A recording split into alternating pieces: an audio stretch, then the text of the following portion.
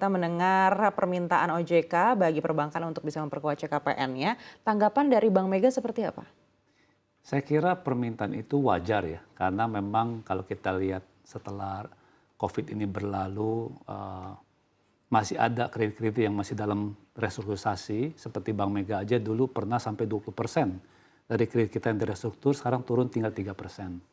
Dan memang ini juga masih ada potensi ya, bahwa pemburukan yang pada akibatnya bisa mengalami kerugian. Nah, peningkatan CKPN ini tentu sangat tergantung kepada masing-masing punya bank punya metode. Ya, karena kita juga memperlihatkan bagaimana perhitungan NPL kita, kemudian juga kita harus kilas balik sebelumnya bahwa bagaimana bank itu memberikan kredit. Seperti Bank Mega kita cukup konservatif, umumnya kita selalu punya agunan fixed asset itu di atas 100%. Itu dengan nilai likuidasi. Dan tentu ada bank-bank lain yang lebih agresif. Ya. Nah, saya kira ini sangat bervariasi, tapi saya kira spiritnya saya sepakat bahwa memang masih ada potensi kredit itu bermasalah.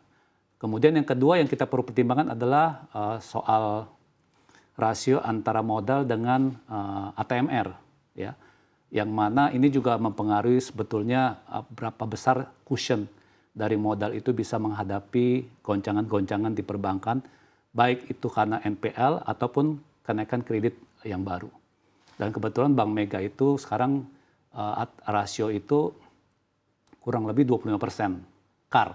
Jadi saya kira cukup mumpuni untuk menjaga kalau terjadi apa-apa. Tetapi di luar itu pun kalau kita lihat historical beberapa tahun ke belakang, CKPN kita dengan NPL kita cukup berimbang. Ya, jadi tapi saya kira saya sepakat bahwa memang bank harus lebih konservatif untuk menjaga kalau terjadi kenaikan NPL karena sisa-sisa restrukturisasi COVID. Baik, tapi dengan adanya peningkatan CKPN ini, seperti apa metode yang dilakukan Bank Mega dan seperti apa efeknya terhadap nasabah?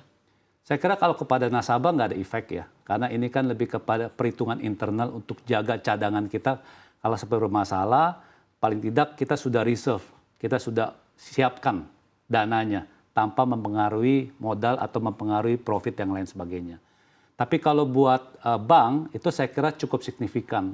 Apalagi dalam kondisi sekarang kan kompresi dari NIM itu juga terjadi. Funding tetap naik, suku bunga dikerek di bawah. Sehingga akan membuat NIM atau net interest margin itu akan mengecil dan efeknya kepada profit. Nah ini saya kira tantangan ya. Karena di saat di mana NIM mengecil atau profit sekarang dalam kondisi yang dalam posisi yang stres, tapi di sisi lain kita harus tambahan reserve yang akibatnya bisa mengurangi profitability. Dan memang efeknya nanti mungkin kepada pemegang saham. Ya, seperti yang disampaikan Pak Mirsa bahwa profit harus dijaga, sisakan cadangan, efeknya adalah dividen. Supaya jangan sampai mungkin terlalu besar bagi kepada dividen. Yang saya dengar juga akan ada policy mengenai dividen itu di kemudian hari. Baik, artinya efeknya terhadap pergerakan saham perbankan ke depan ini akan signifikan, Pak? Saya kira ya ini ujungnya lagi tentu kan para pemegang saham atau investors dalam hal ini kan berharap dividen. Ya ini kita mesti lihat lagi, mungkin bank-bank tertentu yang top 10, top 15 itu mungkin relatif lebih manageable. Apalagi ditambah dengan risk management yang baik sehingga mereka bisa meminimize potensi kerugian. Tapi kalau bank-bank yang sebelum-sebelumnya mungkin cukup agresif, memberikan kredit hanya based dengan tagihan atau stok barang, ya ini mungkin agak rawan. Ya apalagi kalau ATMR-nya juga pas-pasan. Sekarang kan syaratnya 12,5. Tapi kalau dia mungkin udah 20-25, saya kira relatif lebih aman. Baik, artinya perbankan ke depan ini akan lebih selektif lagi dalam memberikan kredit? Saya kira ini dilema ya. Satu sisi kita harus tumbuh. Ya seperti yang dihimbau oleh pemerintah, oleh Bank Indonesia, tapi sisi lain juga kita harus jaga-jaga. Ya saya kira setelah COVID ini memang kita belajar banyak. Ya bagaimana waktu sebelum COVID kita memberikan dalam tanda kutip kita anggap semua business as usual, tapi ketika COVID datang 3 tahun ini kita melihat bisnis yang dulu kita anggap bagus ternyata pada collapse. Sampai sekarang pun masih banyak dalam tanda kutip under restructuring dan banyak beban-beban yang deferred payment yang mereka harus carry forward sampai ke depan. Nah ini yang terus terang menjadi dilematis buat bank. Kita tetap saya kira harus selektif ya, karena bisnis tetap membutuhkan pertumbuhan kredit.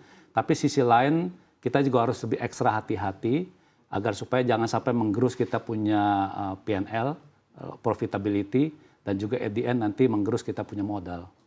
Baik, ini menarik sekali. Seperti apa momentum yang mungkin dikhawatirkan oleh industri perbankan setelah COVID ini selesai? Karena kalau kita lihat COVID ini kan bisa dibilang semuanya sudah mulai pulih begitu ya, meskipun tadi Bapak sampaikan masih ada restrukturisasi hingga 3% di Bank Mega.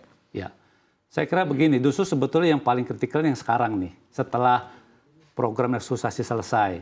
Karena inilah di saat dimana kalau kita ibaratkan pasien di rumah sakit, ketika kita cabut tabung-tabung oksigennya, mereka masih bisa survive nggak? Kalau kemarin survive karena dikasih oksigen, dikasih infus. Kalau sekarang dicabut-cabutkan, nah tinggal kita lihat. Dan ini yang menurut saya 1 tahun, 2 tahun ini yang menentukan berapa besar sebetulnya pasien atau nasabah yang benar-benar harus diselesaikan. Nah ini yang harus ditanggung oleh bank masing-masing.